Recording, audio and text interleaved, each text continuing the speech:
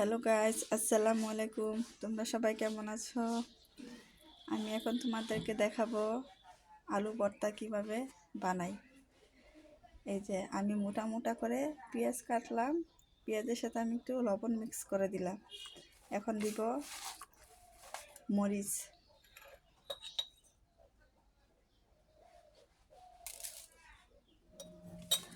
তারপর মরিচ পেঁয়াজ লবণ একসাথে মিক্স করব।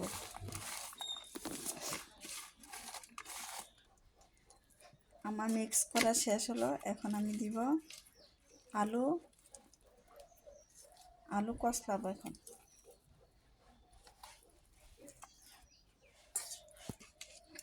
এখন আলু পেঁয়াজ লবণ মরিচ একসাথে মিক্স করে দিব।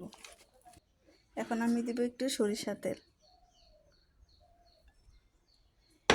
হয়ে যাবে আমাদের মজার স্বাদের আলু ভর্তা।